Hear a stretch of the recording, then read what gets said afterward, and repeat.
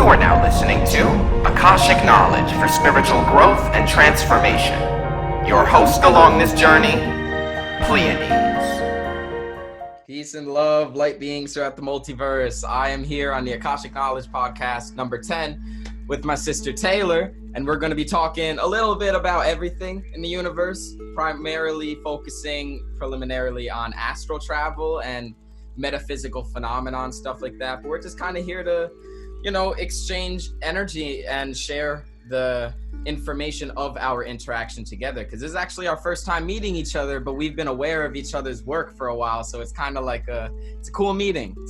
So I'm really grateful to be able to broadcast it and share its byproducts with the world. So if you want to introduce yourself, Taylor, just a little bit about what you do. Hey guys. Yeah, for sure. Thanks.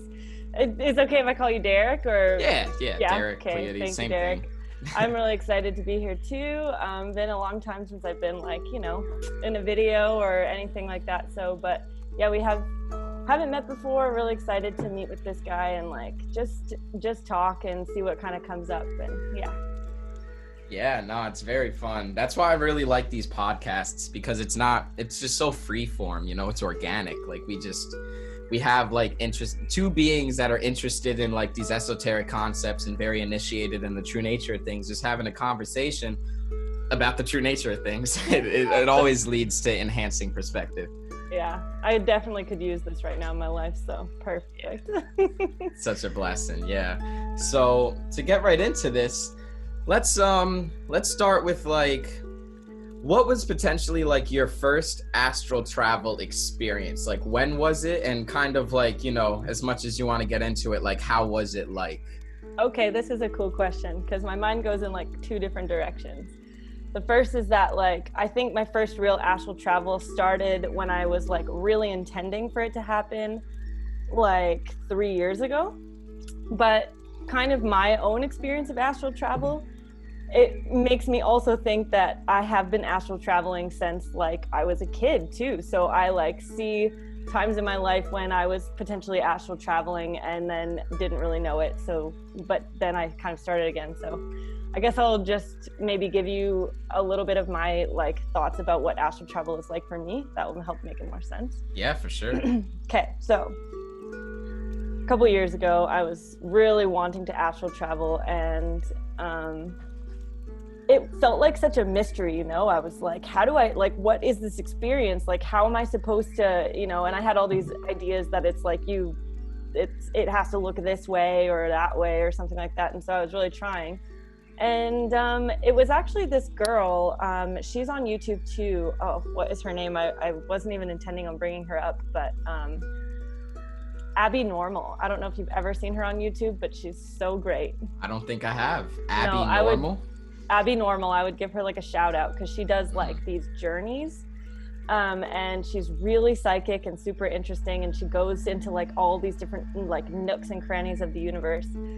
But she and my husband Sam had a conversation, they did a podcast together too, and she helped Sam journey, and then Sam helped me to learn how to journey. And basically her style, hang on. Oh man, it's getting lost in space. Hold on, let me just turn off this ridiculous background. It's very over the top. I love it though. It's really cool. It's pretty groovy. When I found out I could do this, I was like, my life will never be the same again. But yes, that is the one. Cool. Yeah, I'm definitely. Right, I'm gonna put her link in the description of this podcast. Okay. Yeah, but continue. She would love that probably. But anyway. Yeah, I love spreading this stuff. So she kind of does a type of journeying where it's more while she's awake. So I think for me, I was getting stuck on the idea that astral traveling has to be this big ordeal where you have to lay down and go to sleep almost, or it's a weird cross between lucid dreaming and not. But what really started to work for me was when I realized that it literally is connected to my imagination. So it was oh, okay, I understand now. We all talk about our third eye and how we can use that and stuff, but everything really, really, really, really, really started to click for me when I realized that my imagination was literally directly how I access my third eye, and also how I travel, how my spirit travels, how I journey, how I'm psychic. All of those things are connected into my imagination, and it's even how I use these tools imaginarily that actually is how I make them work. So it's kind of this weird trippy thing, because you're like, oh, your imagination, it's whatever. But actually, for me anyways, it's like the greatest tool that I have. And once I really like unlocked that it was literally just my imagination, it like all started to make sense to me. But anyway, so at first it was really difficult, because the hardest thing is getting past all of your self-doubt about using your imagination, which is why when I was a kid, I feel like this worked really easily for me, because your imagination is a lot less limited when you're a kid. And if you're like me, or probably, like you like want to go see the fairies, so you're like, woo, I'm going or whatever. And so that was happening to me a lot when I was a kid, and I was just kind of journeying all over the place. And my parents were also kind of like really interested in it, because they were like, so what are you doing today? Like, what fairies have you gone to see? And I was like, oh, well, this one, we were doing this and this and this and this, and like, that's so great that your parents were like encouraging it and kind of like interested in it, rather than like, stop playing with the fairies and go carry some water or something like that. Get to reality, carry water. Oh my Straight God. up. Yeah, no, it makes all the difference when a kid who's, more attuned to that energy of imagination, which is really just, where the metaphysical phenomenon happens, when they're encouraged into exploring that rather than like discouraged from it. It's a really beautiful thing. I know, it's so important. I was really lucky, like my mom especially, my mom moved to Boulder because she really liked the energy. She went to kind of like an alternative grad school and university, and it was like a Buddhist kind of school. So she was kind of already like awakening when she had. So my mom is actually very spiritual, which is really lucky for me, because it kind of gave me a little bit of extra leeway there as a kid. Like so I'm drinking juice out of this cup, but my mom sent me this, and it's like a unicorn cup, because she magical. It looks so magical. I know, right? Like, it's just like, okay, I'm highly encouraged here, drinking my little pink juice. And so yeah, anyways, when I realized that it was like, okay, I was like, all right, it's maybe connected to my imagination, our third eye, et cetera, et cetera. So how do I do that? But the struggle, and like, it took me longer than like, I didn't just like turn it on right away. I don't know. It took me a little bit of time just to get it going, because after, growing up and the world happens, and you kind of like realize like the limitations of our like reality that we have right now, or, perceived limitations or whatever. It's hard to just turn your imagination back on again, like on a switch, and be like, now I'm just going to believe everything my imagination says. Because what happened to me was I was like, all right, I'm going to go on a journey. And I'm like, okay, I see a doorway. And then I'm like, fuck, I don't really see this doorway. You could curse, by the way. Anything you see my face on, if I'm hosting it, you could curse. Okay, cool. I don't mean to, but you know what I'm saying? It's like, I see this doorway. Okay, it's looking super cool. I really want to go through it. I don't believe that this is actually happening. There's no way that I'm actually standing in front of a doorway. Like, forget it. I'm just making this up. This is not actually working at all right now. And then I get all discouraged, and I was like, this isn't working. And the more like, so my brain kept having like every single image that I saw, it was like, nope, doubt, nope, this isn't working, nope, it's not working.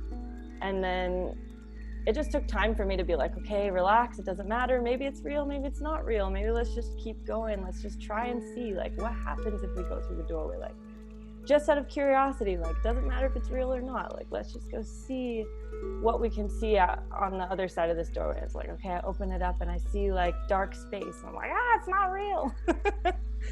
So anyways, that's kind of like the beginning of how I started to unlock my astral traveling.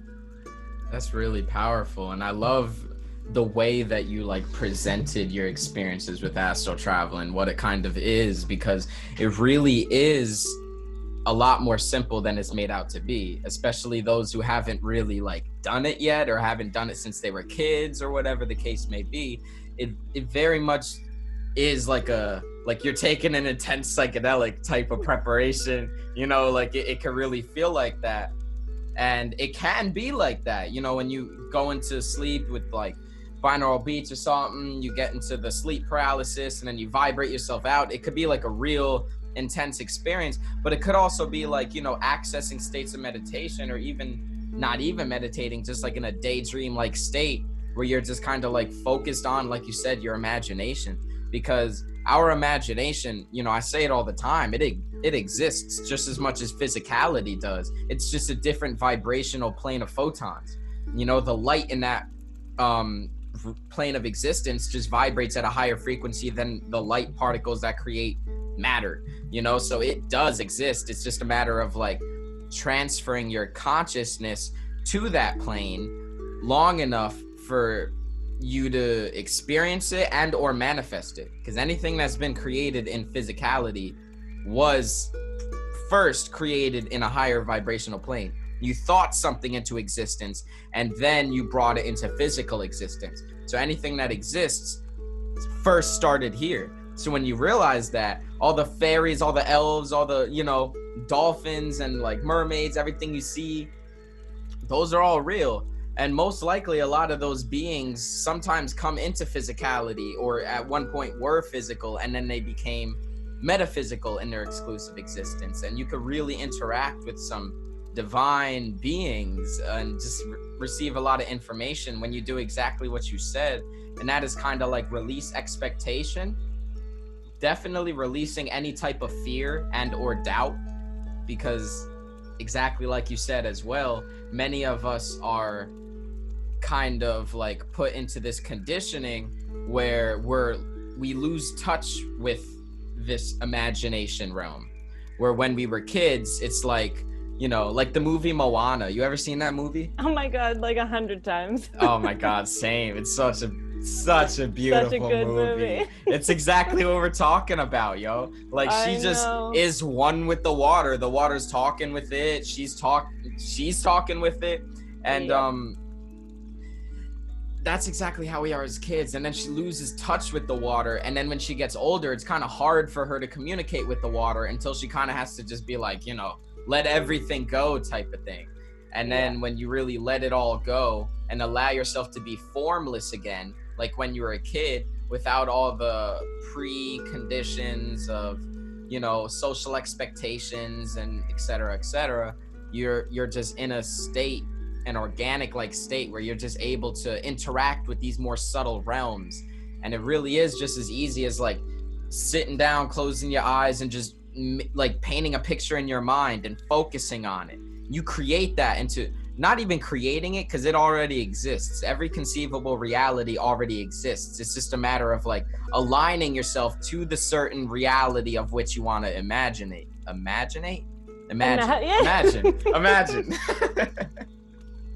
Dude, I just could not agree more with everything you said there. Like, it's so beautiful.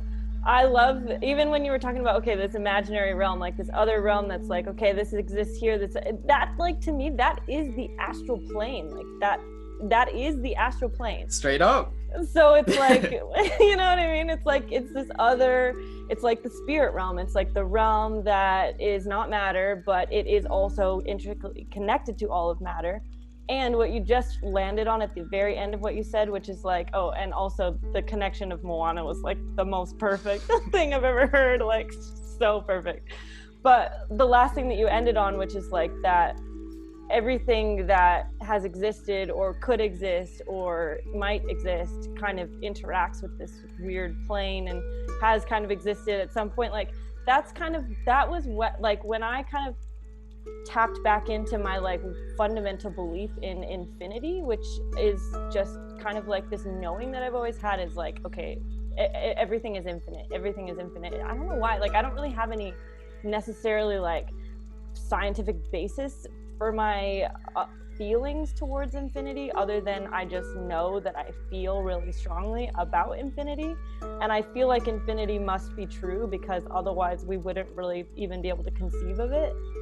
I don't know if that makes any sense, but like, if you think about what infinity actually is, it basically means that everything exists and also simultaneously doesn't exist, which essentially opens up an entire, like, literal more than a unit, like it opens up infinity for everything that you want to experience. And then for me, when I like remembered that, and I actually like kind of grounded that back into like my adult self, I was like, okay, well, I mean, then the only key I have into that infinity is my imagination, and the only person stopping me from using that imagination is me.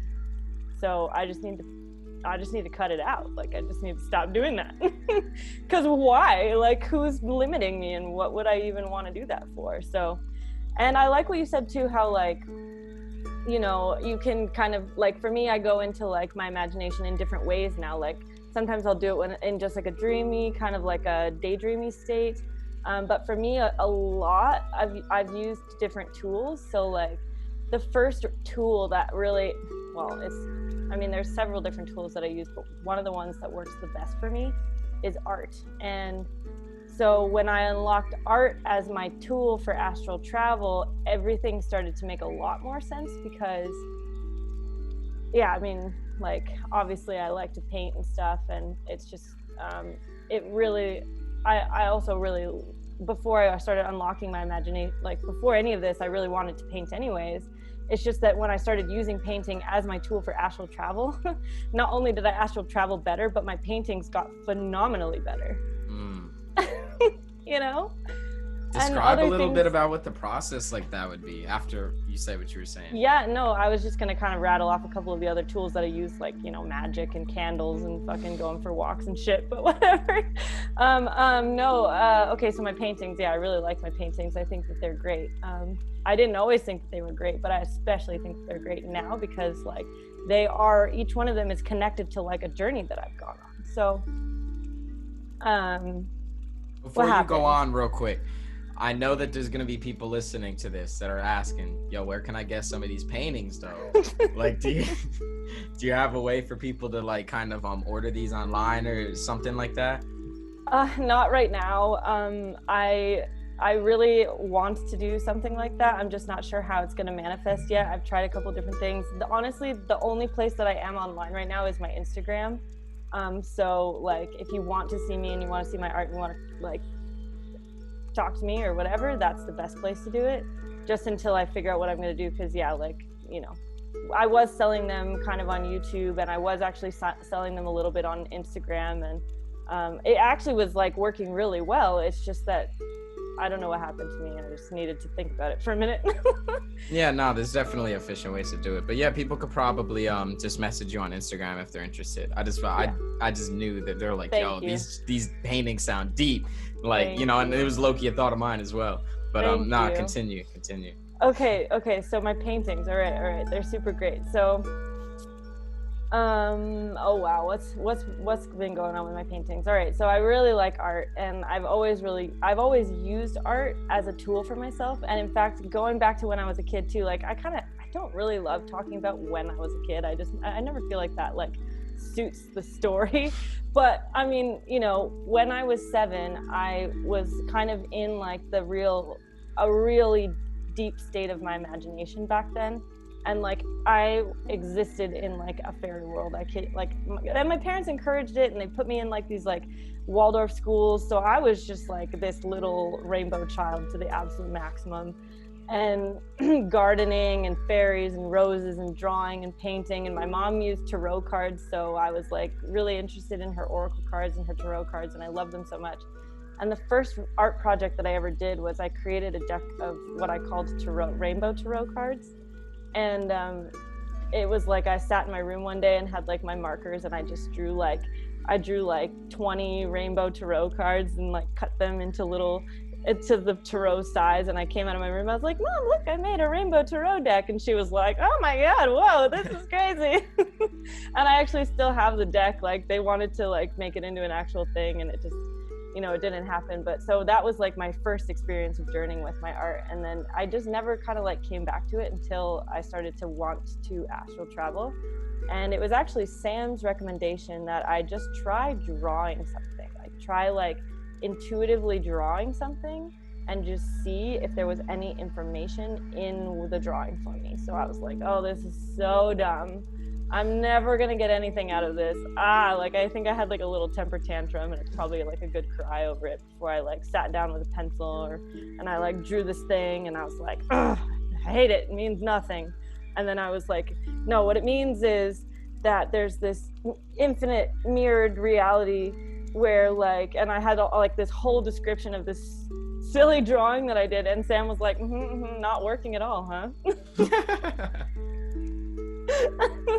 And it was it was like this beautiful piece of information about these like alien beings that we kind of know as the blue avians. And it was like, I mean, I could describe the drawing a little bit, but it was really kind of this weird opening for me. So I don't know if this is relevant at all for anyone, but I'm just gonna keep rambling. So I drew this like line, and there was like this other line going through it, and there was this triangle, and then there was a mirror happening some way, and essentially what I got from it was that there was like these two mirrored realities which perfectly reflect each other, and one is higher and one is lower, kind of like the as above so below kind of idea.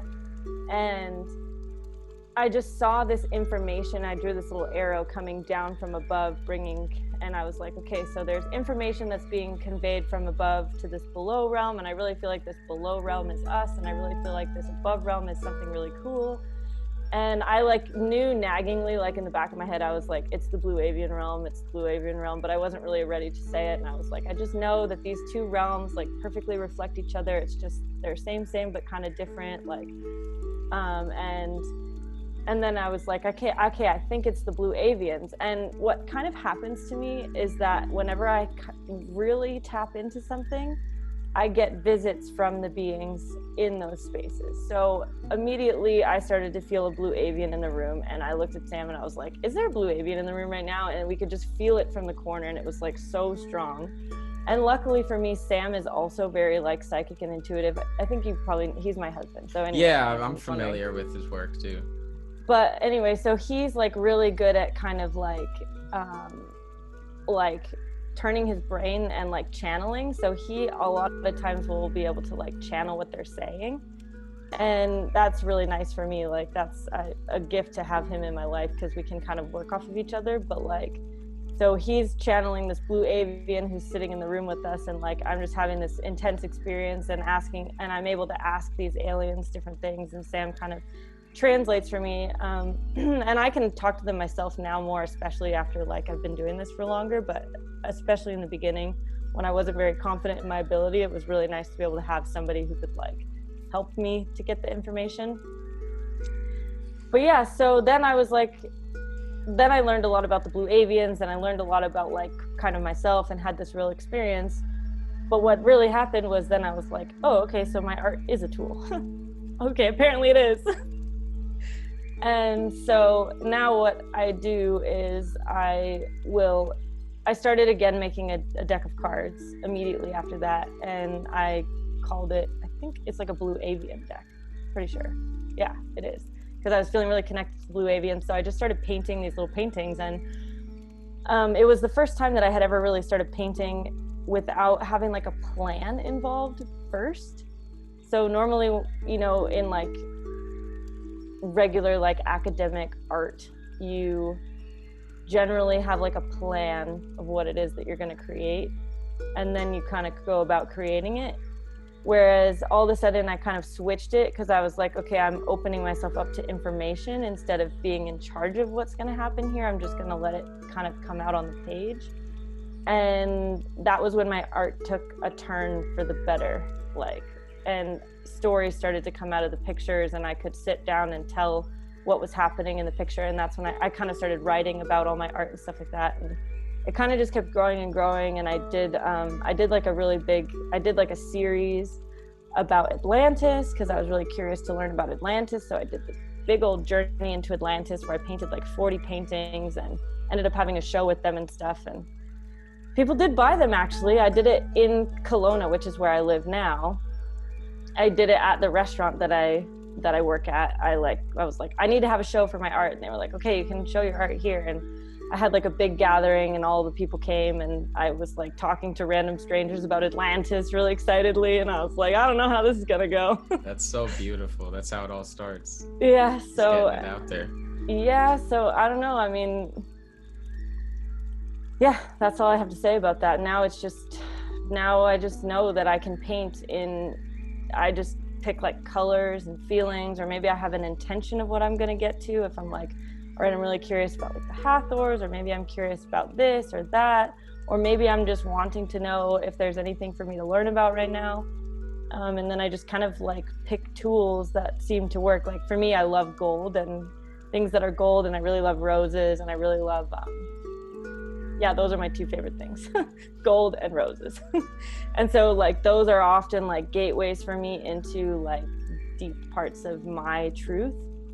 And so if I tap into those, essentially those energies, and put it out in front of me on paper or canvas or whatever, then there is a lot of kind of like beautiful psychic information that comes from that. And the whole process of painting it becomes a journey. So then I'm astral traveling while I'm painting, and then I have this thing to show for it at the end. I'm like, yay, look, this is where I just went. Wow, that's beyond magical. I mean, there's a lot of gems in what you just transmitted over there. And like some of which that I want to touch upon is one, how really essentially the method you're describing is just like really anything can become a tool for translating higher dimensional information into this realm when you really do exactly what you said. And that's when you said, you know, your art got a lot better when you stopped trying to control the process logistically and allowed yourself to just, I am open to receive guidance and energy to create ... whether it's an art piece, whether it is a song, whether it is a movie, whether it is a writing a poem, whatever the case may be, absolutely anything. You want to make a shoe like that, you get like literally anything. It really feels like that. And dude, magical shoes would be so welcome in this world. I would love to see somebody do something like that. Oh, definitely. Like I wish that everything that was created, now that I know this, sorry to cut you off, but I feel it so strongly. It's like, I wish that everything that was created from that place of like, can you imagine if people built houses and roads and cars and shoes and whatever, headphones and like just everything from this, like from a place of like channeling their deepest, like most excited creativity, but like coming from like their truth. It's like, forget trendy, forget cool, forget like anything that we think makes any sense. Like I look at all the houses in my neighborhood and like, yeah, they're beautiful, like I love them so much, but like it'd be better if they were like painted purple or rainbow or like whatever people wanted to feel, you know, like what do you want to feel like? And that's kind of the key for me, is really tapping into like, what is the absolute most perfect, most delicious and exciting feeling that I want to feel. And I just go harder and harder and harder and harder tapping into that feeling for me, because like I was saying, roses and gold, those are two tools for me, but like essentially what those items mean for me are like, it's like my ideal way of existing. And I think that, okay, this is me going off into like another like land here, but I think that that's what the podcast is for. Yes. Keep swimming. Awesome. Okay, so when it comes to journeying in my imagination, and what I think would be very encourageable for other people, I think, is like, because you have infinity, right? You can go anywhere that you want to. But the key, the absolute key for me was being like, okay, I could go anywhere, but I'm only going to go somewhere that is the most perfect place for me. And if it's not that, then I'm swimming in water that I don't belong in. And there's infinite water that you can swim in. And if I just go swimming randomly somewhere, I'm probably not going to get where I want to go, or not going to kind of receive what I want to receive, not going to experience what I want to experience. And my feelings are my guiding tool to help me navigate infinity. There's no other tool that is available. Like there's nothing else that you can gauge your experience off of other than your true feeling. And so like people are sometimes worried about, oh, what if I astral travel and I meet like a dark being and I have a terrible experience? It's like, yeah, that could happen. That could totally happen, but it's up to you. It's up to me to interpret every single moment in my imagination. And if it's not feeling right, if I'm like, wow, this really feels weird, it's like, okay, I'm not in the right place. This is not my water to swim in. It's not like a vibrational match for my soul. My soul is not desiring in this moment to be right here, right now. I need to steer my ship in another direction. And the way that I do that, the way that I personally do that, is that I have anchoring tools, roses and gold. and they guide me in a direction that makes perfect sense for me, because like, and so now people are like, sometimes people are afraid, and so this is how I unlock everything in my life. This is how I remember my past lives. This is how I know what I'm supposed to do in my life. This is how I know everything. But like, you want to remember who you are, you want to know what you're supposed to do, you imagine it, but then you don't stop at like, oh, I think I was sort of cool, or I think that my life could be sort of cool, or I think that I want to go somewhere sort of cool. It's like, no, you want to go somewhere really cool. So if you want to live in a beautiful house, well, how beautiful? Where are you going to stop with that? If you want to go somewhere beautiful, if you want to learn something amazing, you are the only one stopping yourself from going as far as your spirit wants to take you. And the further that you can go into those beautiful, like amazing, opulent, ridiculously rococo, like feelings that just explode with awesomeness, that's actually getting you closer and closer and closer to where your spirit is intending for you to go. That's what I believe. So I just go really hard, and just don't like, I don't settle for anything other than like, is it a pristine Hathor palace covered in gold that's like a mile long, and there's like people dressed in the most beautiful opulent clothing, and I myself am wearing a crown, and so are you, and so is everyone, and there's like diamonds falling from the sky, there's like 16 moons, you know, like it's like all those little details, they reveal kind of the beauty of where your spirit wants to travel to. If that makes any sense. It makes absolutely perfect sense. And what I feel like encapsulates it, a lot of that, is intention setting. So that's basically all around like setting your intentions behind the experience. Exactly like you said, every conceivable possibility is at your fingertips to experience, and you are either going to just shoot out and allow the infinite probabilities to decide your fate, or you can just focus on the exact intention of where you want to land. Yeah, literally. It really is like that. And it's not only the intention is like the main focus of it, and then it's like exactly like what you were saying, that following that pleasurable feeling. Like, what I love the word you used, delicious. You reminded me of Abraham Hicks right there. Like, totally, she says that all the time, and she's so right.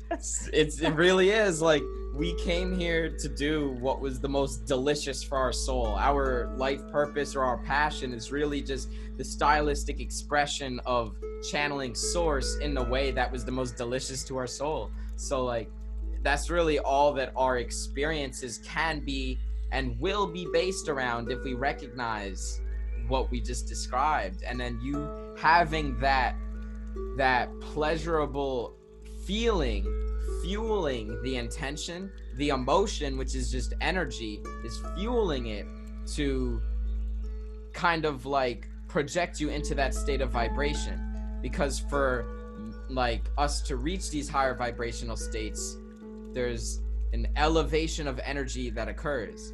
So like, what allows that to happen is a focused, pleasurable emotion, because emotions are just different bandwidths, and like the good emotions like joy, happiness, gratitude, those vibrate on a higher frequency than like depression, anger, jealousy. Like, those are of lower vibrations. In other words, higher energy and lower energy. So using higher energy emotions as catalysts to kind of like bring you towards the vibrational plane of which you desire, paired with your intention, is essential. Like, anytime that like, this just makes me think of like shamanistic journeys and like especially like deep transcendental meditations. Like, you can just kind of like enter a deep state of stillness and kind of like let whatever happens. But like, when I go deep into meditation nowadays, like, I don't ever go deep without some type of intention. And it could be so general, even as like often what I'll meditate on is basically like opening myself up to receive guidance, information, and energy to channel through me in whatever of my human endeavors to kind of like fuel the ascension, fuel the evolution of my other reflections of all the other humans. And something as general as that, or it could be something as like, I want insight on this specific thing in my life. Like, I want to know how to clear this childhood trauma. I want to speak to a specific race of higher dimensional entities. You know, it literally is as limitless as your imagination. And understanding that allows you to be in a position to really like utilize these forces and not just allow it to haphazardly throw you into whatever situation. But another thing that I wanted to touch on about what you were one of the things that you kind of touched upon was actually communicating with some of these higher density entities, like really having coherent conversation of downloading information. And just like, I know, you know, that like you and Sam have had experiences like this for quite some time, and there's probably a lot that y'all could share, I could imagine. So like, that being said, along your experiences of like these communications through your art, through straight up like translation of channelings, through all these different ways that you've been able to kind of like communicate and interact with these entities and energies, what would be some of the most valuable, no, I wouldn't even say valuable because it's all valuable, but the most prevalent and like relevant information that you would want anyone listening to this podcast to kind of know from these entities? Like anything that you feel that they communicate to the human race that you feel is very relevant in like the context of today's world. Wow, damn, that's a good question. Yo, it comes off the top. Alrighty then. This is fun. Oh man, wow. Yeah, there is definitely a whole pile of things I could share about these things. You could, you know, oh snap. The mic's yours. You know, go on as much as you want. I don't want to go over time too long, like. Hey, I bought the pro version of this podcast stuff, so we could go as long as we both have time for. Okay, all right. Well, I'm feeling very energized, so this is good. All right. What would they want us to know about? Wow. I don't even know where to begin. Because a very, very, very, like, I love talking to these entities, and it is something that I have like sought out, and I like go so hard with it. I love it so much, and I've had so much experiences with different entities. Man, oh man. Maybe you could start with like thinking of each species and like a specific energy of information from each species. You could kind of maybe break it down like that, because I totally could do that. I feel like I have a message coming out, and then I can do something like that too. But this is kind of like very tied into my message, so this kind of makes sense. I feel like it, now that I'm thinking about all the different, like, kind of like scanning my memory and thinking about all the different like beings that I've talked to, and humanity even right now, like what is happening on our earth right now. I feel like my message and their message, at least in this moment, is kind of the same. And it's something that actually is a deep part of why I don't know what to share right now. So it's interesting that I feel it coming up. Like I'm like, oh, can I avoid it? Oh God. But okay, so we're talking about infinity, and we're talking about imagination, and we're talking about how to kind of like guide yourself through the astral plane, or maybe your imagination. But when it comes to communicating with other beings, and also communicating with other human beings, and even communicating with your own reality, we have a tendency to kind of like dabble in thoughts and feelings that don't necessarily feel the best. I don't know why we do that. Dabble would be quite an understatement. I don't know why we do that. I really don't. But you know, like, even it, like, okay, so think about this. You know how sometimes you'll like, okay, I know that this has happened to me before, and I'm sure that it's happened to other people who are in the like magic, the realm of magic, and who are kind of like in this kind of space. But you'll get like a sign from the universe, right? And let's go for like a very extreme example. Like, let's say you keep hitting every single red light on your way to wherever you're going, or like something like that, and you take it as a sign that like the universe is trying to tell you that like you're doing the wrong thing, or that you've gone the wrong way, or that maybe you need to wake up and realize something and change your ways, and or you know what I'm trying to say. Yeah. You know, when you interpret an omen and you interpret it negatively. Okay. Yeah, it happens very frequently. It does, for sure. Like, you know, like a little dandelion will blow by and you're like, you're like, oh, the world's ending. You know, I should put different shoes on because I don't think I'm wearing the right shoes. I'm going to ruin my day. Like, okay. So we, just like when we're traveling in the astral realm, we have the ability to interpret any message, any communication, any piece of our reality from any infinite place. You can, every bit of communication, it's like, and I actually had this kind of, this realization has been a part of my awakening from the very, very beginning, and is something that has been drilled into me by various different alien races. And this one time I was asleep, I was very fast asleep, and I was dreaming, and I was looking up at the sky, and it was this beautiful blue sky with these clouds in it. And there was this alien ship right there, and it was like so vivid. It was like a lucid dream. I knew that I was dreaming. I was like, damn, this is really interesting. There's this alien ship right here.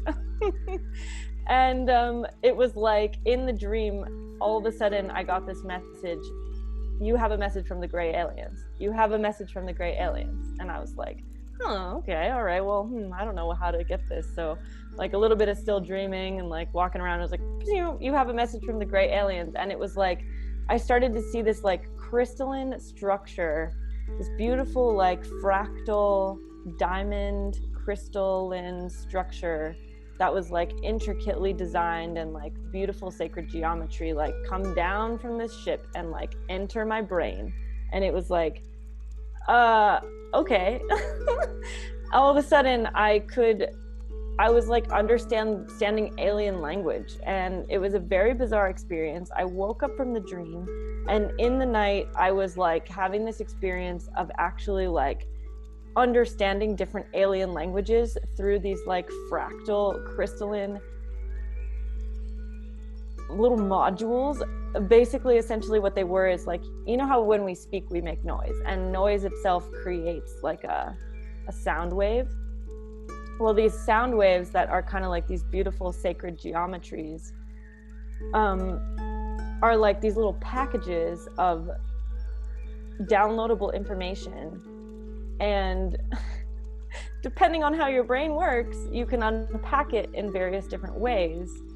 And so I was like experiencing different alien languages. I was actually in my head it was like the most hilarious experience. I was like seeing these crystalline like sound waves, which are like these, it's like so hard to describe, but I think you get what I'm saying. These little packets that I was like unpacking, and they were like different alien languages. And in my head, I was like translating these different alien languages. I was actually awake in my bed, sitting up at this point. Like I had woken up. It was like, damn, I'm awake, receiving these packages of information, speaking alien languages. I was like laughing out loud because I was like, these are great. Like, I hope I can keep doing this. Like, I have never been able to do this again, but I feel like it is a thing that I can do. And it's also part of what I'm gonna get at here. But anyways, you can unpack them in different ways, and it's up to you. It's up to your own energy and your own good feeling, and knowing how to navigate through your understanding of communication, which is essentially exactly the same thing as navigating through the astral realm. You can unpack anything in an infinite amount of ways.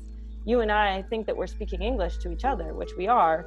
However, your understanding and my understanding are so completely vastly different that we essentially might as well be speaking gobbledygook to each other and trying to bridge understanding as best as we can. But because you're you and I'm me, like, we probably might as well just live on opposite sides of the entire universe. And what's crazy is that we think we understand what the other person is saying or what the communication is. However, 99.9% of the time, we're kind of still a little bit off in our own world, right? Yeah, because we can only interpret someone else's perspective based from our subjective perspective. It's like the whole case of like, is your blue my blue? Yes, exactly. That's literally the thing. And so when you're communicating with aliens, and when you're communicating with your reality, and when you're communicating with even humans who live in a different country from you, or in a different state from you, or in a town next to you, or even your neighbor, might as well be all the same thing. Good luck to all of us. And so what I really, really, really realized, and the message that has been kind of coming for me through all of my communications, is that we each have the ability to broaden our understandings and be able to guide our own understanding with our feelings so that we can actually reach understanding with each other, which is different than speaking the same language. Reaching understanding with each other is different than speaking the same language. And this, okay, so now I'm going to backtrack even further. So now that was my little alien communication thing.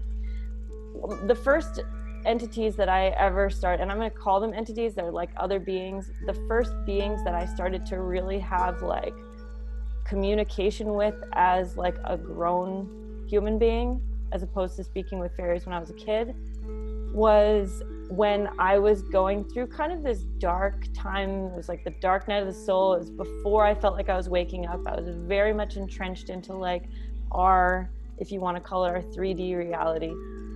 And I started to have these night terrors, and I couldn't sleep, and I was being woken up every night by these like demonic presences that were like paralyzing me in bed and like entering my body and possessing me. And I couldn't go to sleep for less than 5 minutes before I was like, I had this repeat, I do have a thing where I repeat dreams a lot of the time. Like, I'll have like a repeating dream, and this repeating dream was me running, opening up a stranger's house, finding a closet to hide in because I'm being chased by like the cops or something like that. Like, it felt like an authority. And I'm in this closet, and then I'm like hiding because I'm like, now I'm in a stranger's house, but I need somewhere safe to go. And so I'm kind of burrowing deeper into their closet until I find like this stairwell that goes down. And the stairwell goes down and down and down. And so I go down, and then all of a sudden I'm standing at the edge of this abyss, and I know that I'm about to drop into hell, and there's nothing I can do. And I fall into hell. I swear to God, I had this dream probably like 100 times at least. It was just so insane. I was like, I can't believe I'm about to fall into hell again.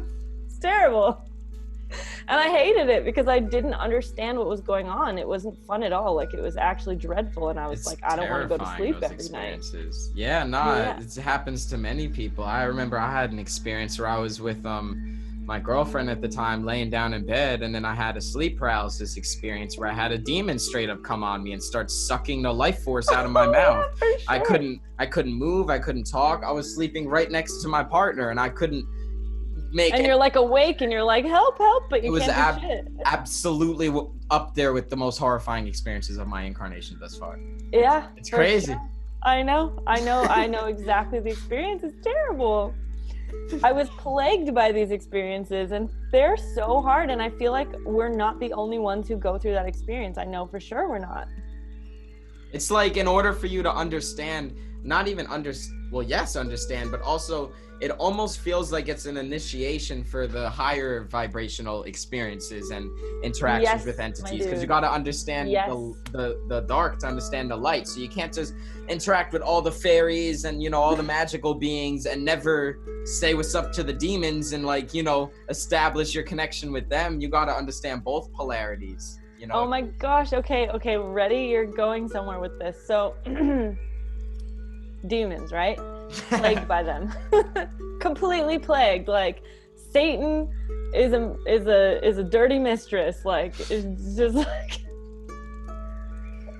or mister, whatever.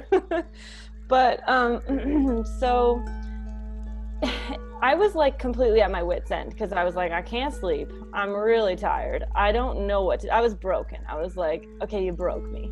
What am I supposed to do? And there's like demons like creeping around in my room, like literally. And I'm like, what do you want from me? And I finally like had this experience of like breaking, and I was like, what do you want from me?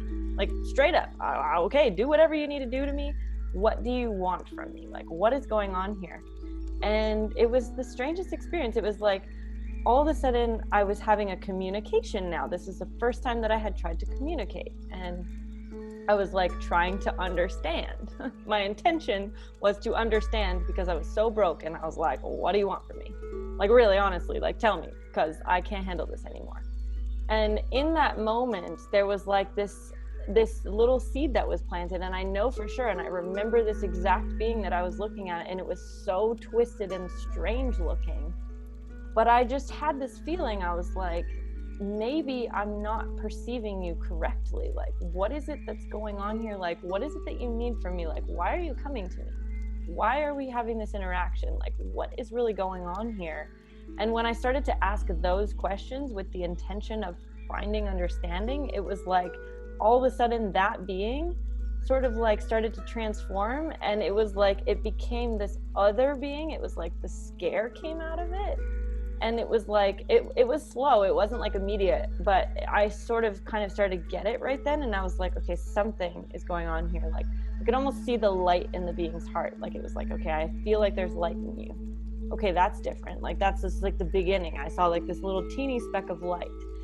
And then after that, it just kind of continued to happen. And I was curious. I was really curious because I was like, okay, well, that was really interesting. Like, what happened there? Like, something changed. And so what is it that changed? And I really started to go down a rabbit hole. And it was also at the exact same time in my awakening when I realized that I was a starseed. So that and me realizing I was a starseed was happening in like it was like same time.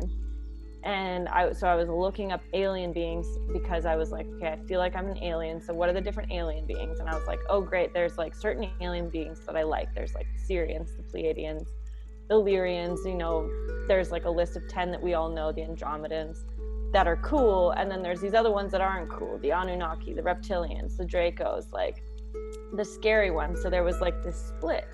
And for a really long time, I was okay with that split. But at the same time, I was also having these experiences with demons, and the demons never let me stop. Like, they never left me alone. They stayed with me. They just stayed with me. They stayed with me. They stayed with me for years. And more, I was like, okay, I like the demons. I think they're cool. And I was really looking up alien stuff too at the same time. And I happened to come across this like reptilian channeling.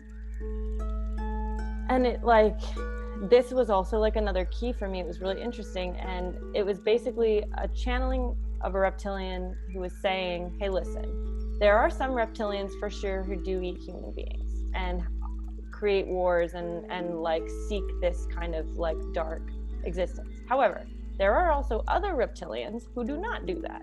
So you can't just take a whole race and think they all are this way just because there's like stories of these beings doing this one thing. We also are on a process of awakening, and we also are trying to become better beings. We also are going through the same sort of like trying to improve ourselves. And there are people, I say people, but reptilian people who are trying to become better. And so are you. Like, you guys also eat animals. You also destroy your environment. You also are going through an awakening. You can't compare every single human being to the worst human being that exists. That just wouldn't be fair. So that was a real realization for me. And then I was kind of curious. I was like, so wait a second, if we're just like not understanding it was like all of a sudden I saw that there's like cultural difference as well as misunderstanding and miscommunication. And then I was like, well, wait a second, if we could try to understand each other's cultures in a way that would make us have better understandings of each other, then what would we find out about these beings that we think are like dark and bad? Why are they doing what they're doing? Maybe they're not actually trying to be bad. Like, that was the thing that I was getting from the demons all the time, is like, they look bad and scary, but what are they trying to do? Are they trying to be bad and scary? Or is it just that that's where their consciousness is at? Or like, what's going on? Like, are they intending to be evil? Like, are they evil to the core? Or are they like actually good beings who are on like this journey of becoming something better, just like I am, just like how everybody I know is? So that was like really an awakening moment for me. And all of a sudden I started to see the demons that were around me as my allies, because I was like, okay, you guys have been trying to give me a message and I think I know what it is now. If I get past my own fear, and that's the thing, is like we have our own fear and our own biases and our own cultural differences. Just look at how we treat each other. Like, forget about alien beings. Like, we can't even connect with other human beings in a way, you know? So it's like, if we have that much bias and misunderstanding and cultural difference, that it's causing us to not be able to understand each other in such a way that we're like scared. Like, I am scared because of the way that you look or the way that you sound or the way that you're coming at me, to the point where I'm about to shoot you or kill you or hurt you. You know, then who's really evil? Like, what is this darkness? What is darkness? What is evil? Like, it was like, what is darkness? What is evil?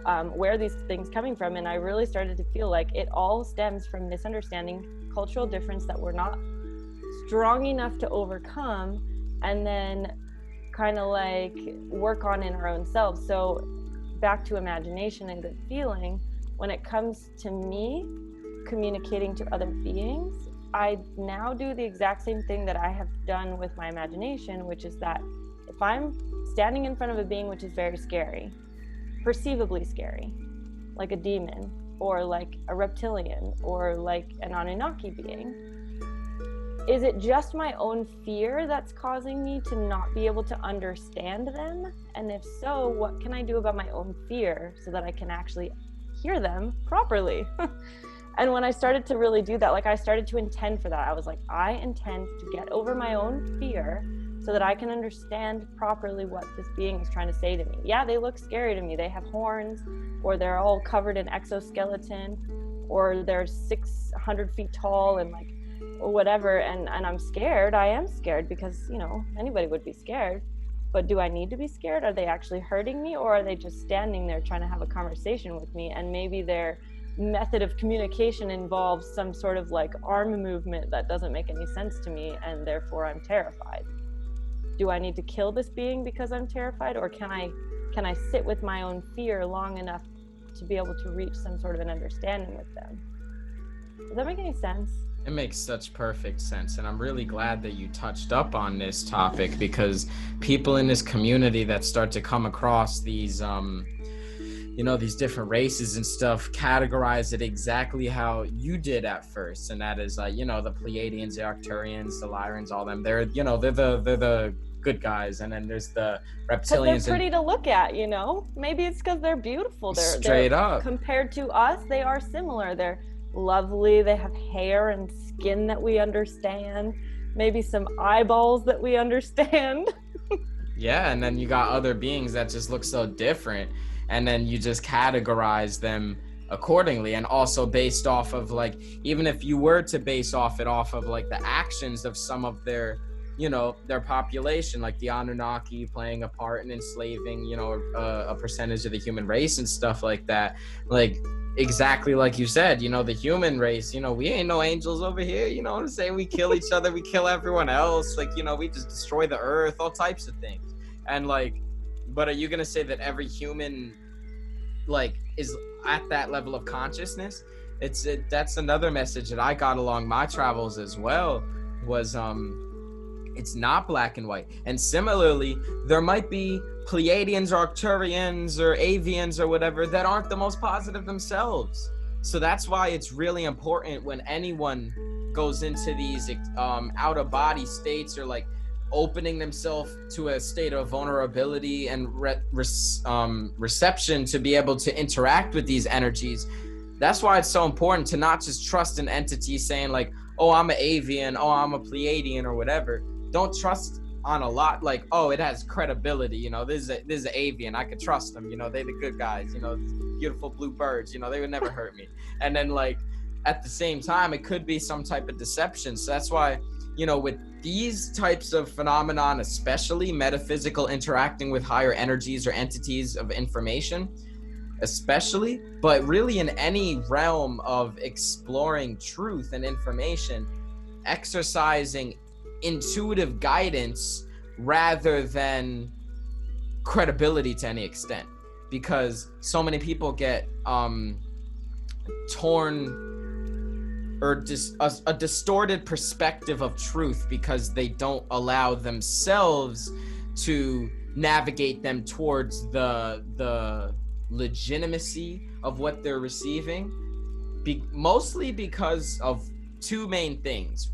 One, because of the conditioning and stuff like that, people's lack of sensitivity with this internal navigation that we're all given since the moment we're born till the moment we die, but the amount of sensitivity that we have with this internal guidance normally starts off like, you know, up here, and then it just goes on a downward spiral throughout the rest of your incarnation as the programming and stuff like that accumulates.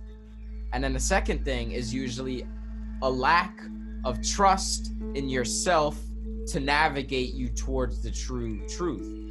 It comes to a lot of people on their early journey, like, who am I to know what's left and what's right? You know what I'm saying? Who am I to know what's true and what's false? Who am I to discern this? But you're the only one who can. Exactly.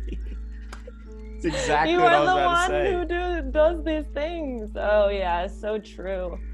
Yeah, and like when you start to really get into that that trust for yourself to be able to navigate you towards truth, and you heighten your sensitivity, really it's just a matter of like at first, when it comes to these experiences and manifestation, all types of magic and metaphysical phenomenon, like really all of it, at first it really is an element of you gotta understand that they exist and like believe that these things exist, even if they are not currently present in your experience. Then you really like hold that visualization and meditate with that and focus on that. Keep fueling your awareness to it, because where your awareness goes, energy flows. You're flowing energy towards these things until eventually you will start to increase your sensitivity and your psychic ability to be able to feel and experience these things, because that's where the real jump happens, when you're no longer basing off of information you read online or things that you think to be true, but you're actually having these experiences and you're actually like feeling things and experiencing sensations like in your natural state. And then once people get to the discipline to be able to cultivate and repetitiously go through that to get to that point of experiencing something, then it's like, you know, it's all uphill from there. It's all chill cruise sailing from there, because then you're like, okay, I've actually experienced something. This works. I'm not going crazy despite what everyone tells me. And then you keep on going with it, and then you really access these superhuman abilities that everyone has the ability to activate. It's just a matter of some people are born with more sensitivity than others based upon a multitude of factors. Yeah, and then, like nurture and nature and all that kind of jazz. And both of those things, like, you know, basically like the way that somebody is genetically programmed, how many DNA strands you might have activated in your birth, depending on, you know, a whole bunch of things. And then also, like, you know, in the case of your situation, like, you know, your upbringing seemed to kind of like promote that psychic sensitivity and that exploration with higher dimensional phenomena, whereas somebody else might have parents where they're just like, you know, stop being crazy, you know what I'm saying, it's just 5 years old, start looking for a job, you know what I'm saying, like, just and I know I was so lucky. I didn't have like, you know, hardship. Like some kids have so much hardship immediately that it's like, forget about it, like, and maybe that would help or not depending on the situation, like, but yeah, it's just, you can't nobody can compare any of their experiences. But oh yeah, absolutely. Everyone has their own experience based off of like their karmic background, and it's all unique. In the end of the day, like where you're at and where someone is at is exactly where they need to be to channel their creative expression of source. So like you having the, you know, all the things that have happened in your life to bring you to the point that you are now, you're exactly where you're meant to be to channel your unique expression of source to elevate others. And someone else who may have gone through other things is at a different position, and there is no higher or lower, more or less suffering. There's just different perspectives of the same reality of eternity of source, you know. And that's another thing, like just with everything, when you don't realize things as like This goes back to even the dark entities. Rather than seeing good and bad entities, even good and bad actions, or positive and negative, you just see them all as different reflections of source experiencing itself for the purpose of accelerating its evolution.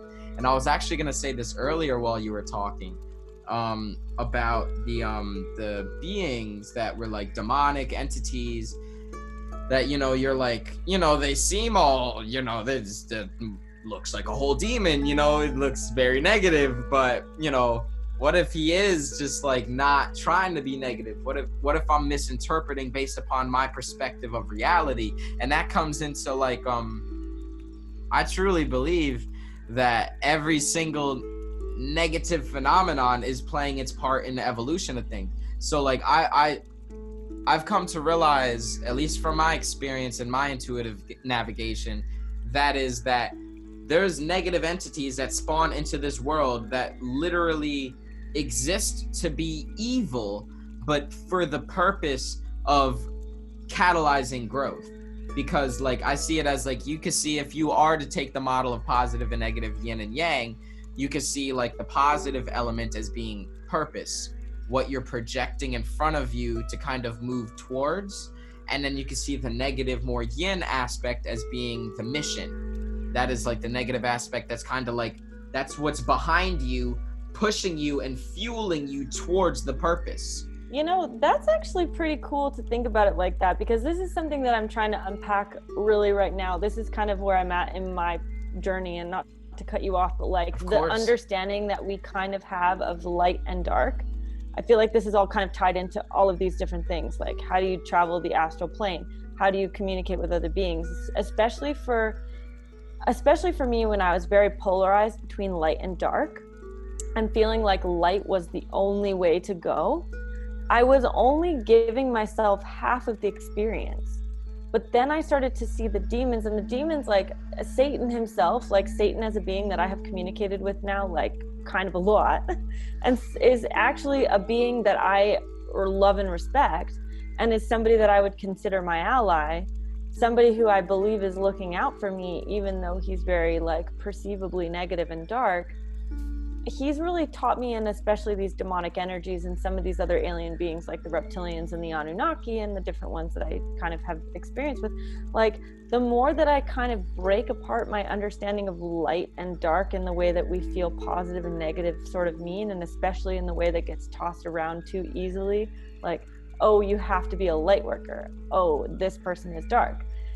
All of that I disagree with. Like, I just don't even know if I can't subscribe anymore to that way of thinking, because it's like, I love what you said, how it's like, this is what's driving you, like this is where you're going, it's like pulling you, this is pushing you, kind of like the yin and yang. It's like, I'm now like, it was such a thing at the beginning of my awakening that I was like, I need to vanquish the darkness, and now I'm like, no, I am in no such business of vanquishing the darkness at all. In fact, it's understanding the darkness and like communicating with it to be able to translate what it exists for, because seeing all elements, if you can understand it, if you can truly understand the darkness, it's actually full of this beautiful information that's like so exquisitely beautiful that I like, this is my focus now. This is actually why I took myself off of YouTube, because I started to talk about my feelings about the darkness and when I think about it and everything like that. And I just kind of started to get a little intimidated about being publicly speaking about like my own feelings about the darkness, at least in the beginning, especially talking about alien races like the reptilians and the Anunnaki and things like that, you know, and demons. I just felt like I wasn't like, I felt like I was kind of discovering these things as I was talking about them, and I was putting too much information out that, like, I'm sure it would have been fine, but I just had this irrational fear that like something bad was going to happen, or like that somebody was going to take that and twist it into a different meaning or something like that. But so I was like, okay, I just need to stop. I just need to chill for a bit. Like, I just need to like regain my kind of like, I need to figure it out for myself. But like, I think, so this is kind of going back and back and back to what you were saying about like alien beings and other beings and what I believe that their message for humanity is right now. this is it for me. This is it, is that light and dark in the way that we think it exists does not exist at all. And if we try to subscribe to that way of thinking, it only leads us into a feeling of suffering. And the feeling itself of suffering and pain and hurt and confusion and misunderstanding is all, it can be like, it doesn't, all of those feelings are separate actually, in fact, from the experience itself of these two polar opposites, which is light and dark, as we kind of say in our human language. But even our human understanding of this polar light and dark is limited to our own experience of our own reality. And in fact, when it comes to a universal perspective, light and dark is kind of like, meh? What? It's two sides of the same coin.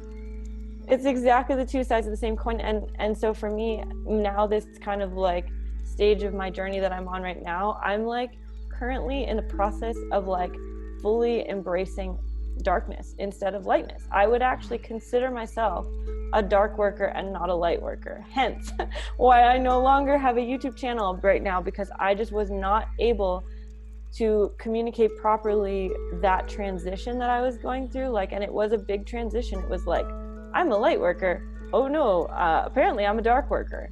And like, it's the most beautiful, exquisite experience that I've ever gone through. And I love it so much. And like, I'm so excited about it. And I can't wait to figure out more about it. But like what I do right now with my own time and my own imagination is I go to places that are very dark. Like, let's just say, for example, one thing that I'm interested in right now is Saturn, the planet. And if anybody's into astrology, you might know that most people feel like Saturn is kind of this, well, they call him the great malefic, right? So he's kind of like the one who will like crack the hammer down on you and make your life do things that are hard. And he imposes time and limitations and like struggle and strife in a way to kind of build you into kind of this stronger being. But like, so a lot of people are scared of Saturn, and a lot of people are even like afraid of their Saturn return, or like they're afraid when Saturn is prevalent in their life, and it's like, oh no, Saturn's in retrograde. What's going to happen to me right now? Like, you know, I don't know. It's just this fear of Saturn. And so for me, my natural curiosity and my own experience has led me to be like, ooh, Saturn. Okay, let's sit down and talk. Like, let's figure it out, buddy. Like, what's going on here? Where's your lightness? Like, not even to say lightness in that way, but it's like, what's your beauty? What is your true essence? Like, I am constantly in the pursuit of the true essence of things which are especially perceived as dark, because I want to like break it down. I'm like, we don't need that anymore. In fact, our own perception of things as being negative and dark is what's causing us to suffer. Even our perception of things like the government being, like, I'm not saying that they're not, this is why it's hard to talk about, but it's like our perception of the government, our perception of authority, our perception of money, our perception of anything in our life that seems to be causing negativity. How can we break that system, that cycle of struggle and misunderstanding, so that we can just kind of find balance again? Because there doesn't need to be the struggle and the strife. Like, even I feel like a lot of Buddhist ideas of like letting go of desire, letting go of things, it was like to let go of suffering. It's kind of like, yeah, that's one way to do it. But the other way to do it is to just find understanding and the essence of things, reach an actual understanding so that you can communicate properly with this thing. And there doesn't need to be war, there doesn't need to be struggling, there doesn't need to be all this stuff.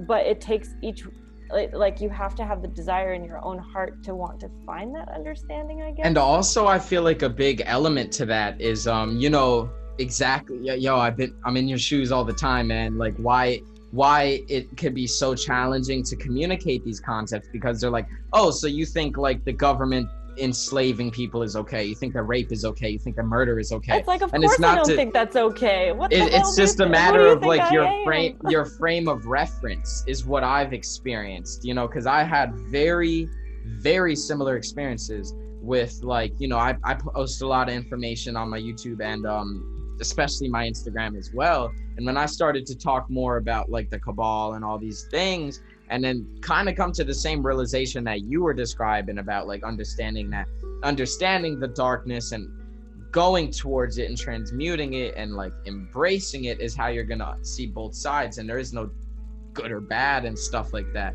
It's all happening for a reason. That's to perpetuate evolution. And I was getting a lot of similar feedback of people that were kind of just like, oh, you think this is good, you think this is okay. And it's like many people view things from the exclusive perspective of humanity, from the human perspective, from the ego perspective, and that's where morality is. And it's legitimate. You know, it's like if you're living in a human experience, you're like, obviously I don't want enslavement, obviously I want equality, obviously I don't want anyone to be hurt, obviously.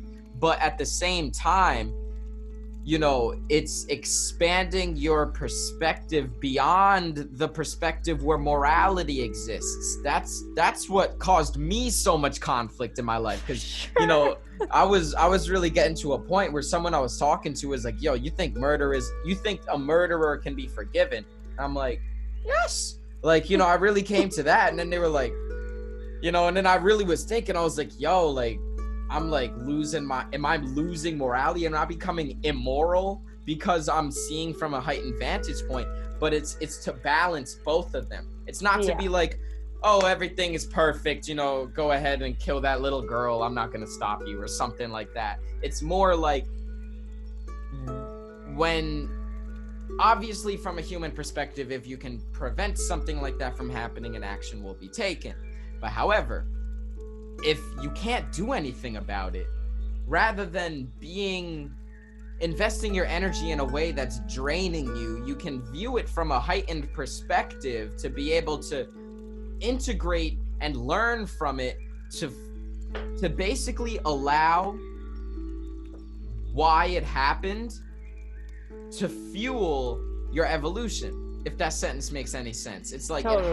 It happened for, like, there was a reason and a lesson behind it. Everything happens for some type of, even if the lesson isn't something logical, even if it's not like a sentence, it could just be an emotional state that you have to traverse. You know, like, emotions are very powerful teachers when you're going through states of depression, anxiety, anger, even higher vibrational emotions. You know, all of them are teachers if you just like surrender to them and allow them to happen. That's the word I use instead of surrender nowadays, is like allow, because it's not really a giving up of your power. It's a taking your power to be able to be like, I allow whatever's supposed to happen, you know, and that includes the darkness. And another thing I will say is, it makes a lot of sense what you said about like why you started to like take your videos down and kind of like take a pause on that type of expression, because you're over here trying to integrate it. This is a whole new dimension of understanding, and quite frankly, there's not enough people out there talking about shadow work and like dark working and stuff like that, as much as I feel there should be. And it's for that exact reason that I feel like, you know, as you start to integrate, you know, your process and stuff like that, just coming from me personally, coming from Derek, like, and like me expressing things through my, like, you know, my main, like, basically how you feel about painting is how I feel about music. Like, I'll literally channel entities through music. Also, I'm actually working on a music video describing that and stuff like that. And with my music, just coming, I'm not even going to go into it, but coming from that, I'm going to express that you don't need to be at the point where you've already integrated all of it to start speaking on it. In fact, I feel as if because there's not that many people speaking about this publicly, that you documenting your journey to the best of your ability to articulate, even if it's like a 5-minute video of you being like, yo, I don't really have the right words for what I'm realizing. I don't really know how to say this, but you getting on the camera and just opening up that space for expressing your journey, well, one, just straight up off the bat will make people feel like they're less crazy who are going through this journey. 2, will provide them with a lot of information and insight. And 3, really inspire people to go down it and be like, all right, I'm not alone. And another thing is, this goes back to what we were talking about like way at the beginning of this. And that's that, like, what communicating is, right? So it's, you even mentioned at one point, it's not about the words that you use, it's about the understanding that is relayed as a result of using the words. The words are kind of like the fishing hook to kind of reel you into the understanding. So that's why it don't matter what words you use. It just matters that those words get you towards the understanding, right? And it is from my personal experience and the experience of many others as well with communicating and transmitting information and stuff like that. It's so frequently, I don't know how the fuck I'm gonna say something to somebody, but the strong intention to transmit it, sometimes the words aren't all you need. The energy behind them transmits more information than the words themselves, if that makes sense. This is true. This is true. This is true. So that's why, I'm just telling you, you would give people a lot of value, man. You would really like provide a lot more value than you would think, because so many times, and I feel like this is for like all creatives, quite frankly, when we start to like do something, we want to really like have that perfectionist mindset, a lot of us.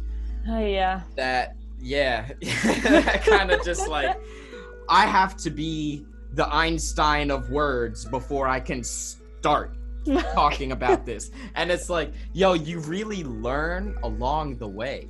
You don't learn everything and then start the journey. And like you start the journey and then you learn along the journey, because you can learn information wise and all that stuff, but at the end of the day, the most valuable educator is life, is experience. So by just doing it, you know what I'm saying, and putting that intention out there and expressing that, you're just going to build up momentum, and then it's going to get into a flow state where, one, it's easier for you to like tap into that expressive energy, and it's just going to be more clear. You're going to be able to articulate these things more in alignment with how you're truly feeling. At first, it might be obviously some resistance, especially since you've, taken a break from like putting things out there and stuff like that. For the most part, there might be a certain element of like momentum to build back up, like getting uphill. But once you go up that hill, the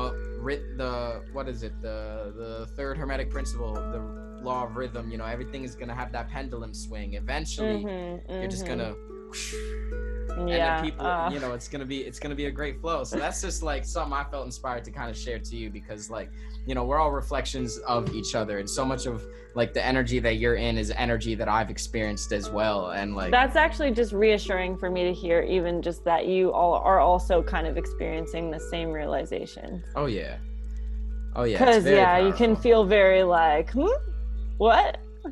Okay, it's just so easy to feel like that. Hardcore. It's so easy to feel like that, especially when like just about any human being that exclusively operates from the perspective of their ego will tell you that you are either morally deprived, going on the border of like crazy, or just uninformed, or one of those things, because it goes so far against their pre-existing belief systems that they don't have any type of framework to even begin to receive and digest that information. And the fact is that, the numbers are rising more and more and more at an acceleratedly exponential rate. But, chances are, if you walk down the street in your local town, you'll find someone in the mindset that I've described, rather than someone who's really open to like, all right, you saw fairies, all right, you saw some demons, all right, the demons aren't necessarily evil. Okay, I have no idea what this is, but, I'm down to hear you out.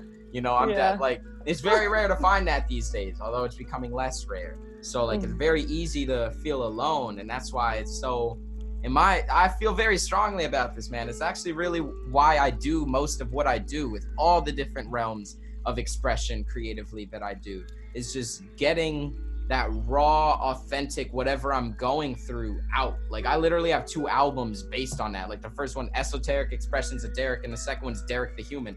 Like, 2 albums based off just expressing the authentic stuff that I totally, the first one I said, Esoteric Expressions of Derek, I had that album done for 1.5 years before I posted it on SoundCloud. Even to this day, I only have certain songs on the major platforms from that album. Because, self-criticism, You know. and, who's gonna want to hear this junk? Like, yo, I'm literally just depressed and singing about it, like, type shit. But it took me really hearing, I was just telling someone recently, I had a friend of mine who, like, really inspired me, man. He literally, like, we were out in the park one day, and out of nowhere, at no context, he literally got, like, genuinely infuriated and angry at me and started yelling at me, yo, why haven't you posted that album on the public?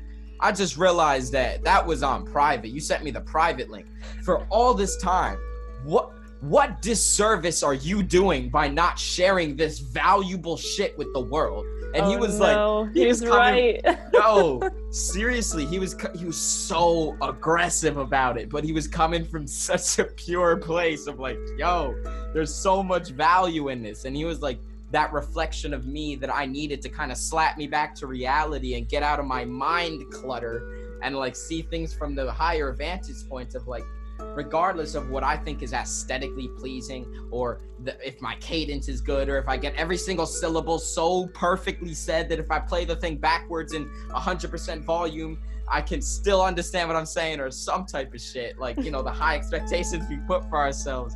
Like, when I step out of that, you're like, okay, if it's coming, like, really encapsulating all that in a sentence, anything that you create from a pure, authentic space of expression is going to provide value. When you can really get to a space of like recognizing that and embodying that and applying that, you realize like, yo, if I'm just like on the toilet and I grab a napkin and draw something and it's just like stick figures or something, but I was really like feeling something strong, like I'm really feeling this emotion strong, or I'm really feeling this download strong, and you just translate it into some form of expression. If it's coming from that authentic space, you're going to channel source. That's really all it is. You're tapping into channeling source. So it doesn't matter about the aesthetics. It just matters the energy behind it. And that's the energy that's received upon the reception of the creation. And then it's like that's when everything you touch turns to gold, because it's coming from a rock. It's so true. Look at this one. Hello. Oh my God. Oh my God. Yo, you can't just bust that out of nowhere like that. She just finished her bone, so now she needs attention. What's her name? Daisy. What kind of dog is she? Oh, For those who are listening to this instead of watching it. She's hilarious. She's actually a Chihuahua and a miniature dachshund, so she's technically a Chiweenie. What a name, yo. What a legacy to live up to. That's a good one. Who made you? I don't know. Oh, man. That's beautiful. Yep, we found her at the, the animal shelter, and it was like, oh, uh-oh. Oh, boy. I know that feeling. It's like, yo, I really don't need another animal, but, like, it don't seem that I have a choice. You chose me. You're some type of guide here to give me something. Like, she's literally like my familiar, like, how like witches have black cats. She's yo. Yellow. I was just watching a movie about that the other day. Mary and the Witch Flower. Oh, I haven't seen that. Is it good? Is it? Gotta check it out. Is it good? Yo, you're gonna love that movie. Your energy, I'm telling you, you're gonna fall in love with that movie. It's all about witch stuff. That's with the whole, just type in Mary and the Witch Flower. I'll even send you it's on Netflix if you have that. And I'm sure if you don't, you can find it somewhere online for free. But like that they talk about familiars and all that stuff.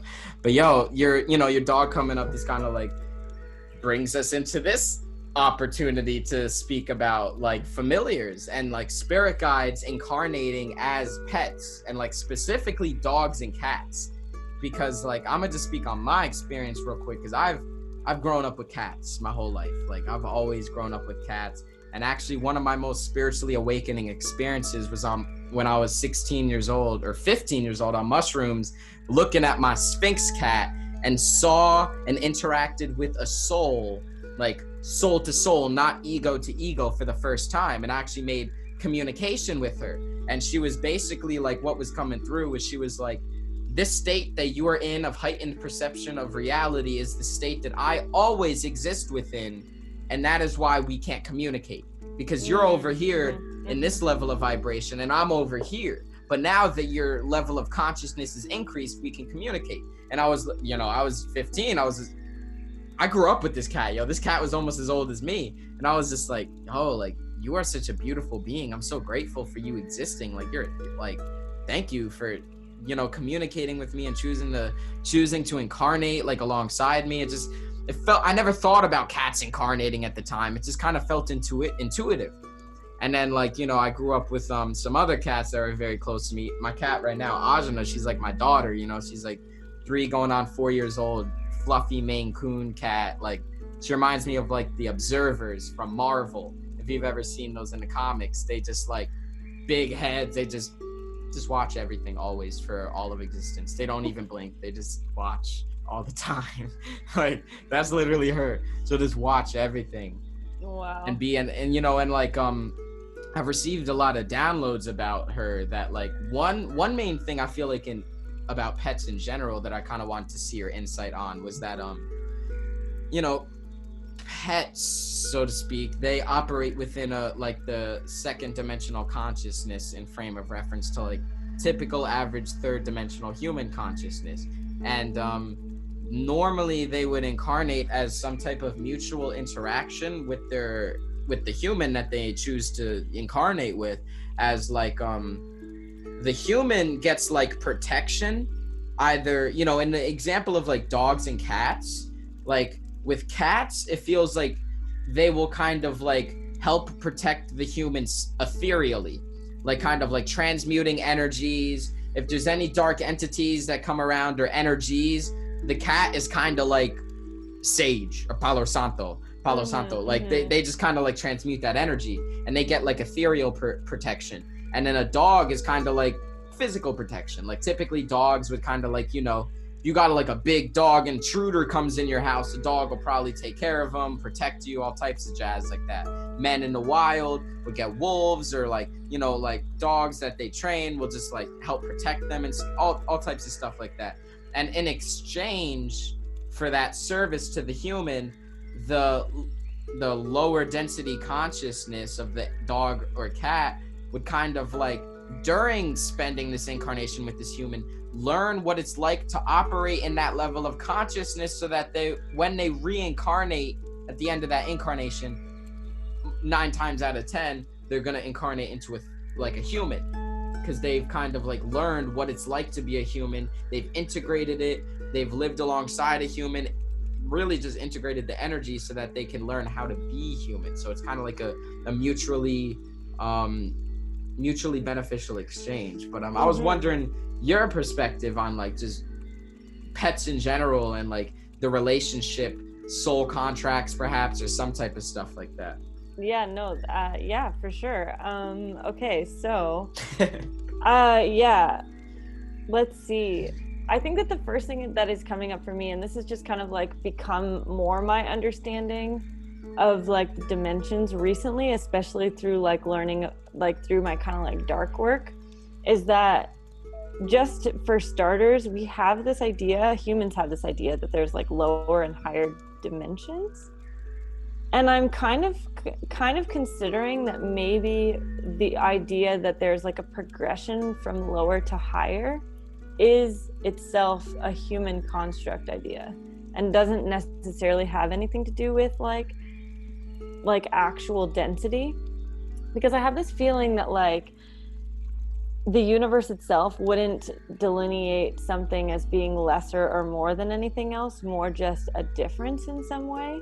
That's exactly how I view it, because like I use the terms like the numbers of dimensions to kind of like, I completely agree that these are human concepts that we use to understand these beyond concept phenomenons. But the way I see dimensions, at least, is not like these sandwich layers of like, oh, you're here and then dimension 2 is here. I see it as like they're all existing within the same moment. A second dimensional being doesn't just exist within 2 dimensions. Every being exists within all dimensions simultaneously at every moment, depending on anything. But the dimension that you're residing at is just a certain vibrational plane at which you're viewing at that moment. Like, So Yeah, like for sure. third dimensional consciousness, like I don't see that as like you're on this third sandwich here, you're in the third dimension, you only are accessible to that. It's like you exist within all the dimensions, and your awareness is currently at the vantage points of this playing field that happens to correspond to a certain level of vibration that we categorize through different numbers and belief systems and such like that. But I see it as all just vibrations of different degrees in the spectrum, but like we exist within all of them. It's just a matter of the perspective. Totally. Okay, so okay, perfect. And I like that we kind of clarified that, because I think that's another big misconception. Now honestly, totally. I had like not even just a year ago, you know what I'm saying? It's when you think dimension 3, dimension 4, it's numbers. You think of like chronological, but it's really not like that. But we gotta words. Start somewhere. Yeah, we gotta try to put it into concepts to communicate about it, because you know not everyone can use telepathy yet. But yes. So with pets, I don't know. They're so interesting. So Daisy's the dog, and the way that I see her, what I felt about her right away, and her energy is so interesting because she feels like a spirit fractal of like Anubis, the Egyptian god of the underworld. I'm like, look at her. Interesting energy for that. I was about to say, interesting energy for that tiny little cute dog. Right, I know, but like, look at her, she's so funny. Little Anubis dog. But she is very fierce, actually, for being so small. Like her story is that I think she must, like, we don't know for sure exactly, but like she was like taken from an abusive home and like apparently had just basically been living in a kennel. She was a year when they took her out of the house, so she's young still, but she was only living in the kennel the whole time. Oh, wow. And so she didn't know how to do anything. Like she didn't know how to play with the toy, she didn't know what a leash was, she didn't know how to potty outside. Like she had never been outside really, and she was like matted and covered in like, you know, her own poop and everything. And so she's very like, she has this very dominant energy because she had to protect herself, and she was like terrified. Like when I first went to see her, she was like on the other side of the room and like wouldn't approach me, was just like looking at me like I don't know. And I was like, I don't know either, dude. Like there wasn't much of an interaction that happened at all. She was affectionate with the handlers, and so I could see that she liked affection and that she was affectionate, but like she was like not about to have any sort of interaction with me. And like just okay, so then it was like I knew right away that I needed to have her, and it was like, this is obviously a thing, because I don't even know how, but apparently this is going to happen. And so we adopted her that the next day and brought her home, and her behavior started to come out, and she like guards her food, and she does all these like really kind of intense and like very almost like dark traits, if that makes any sense.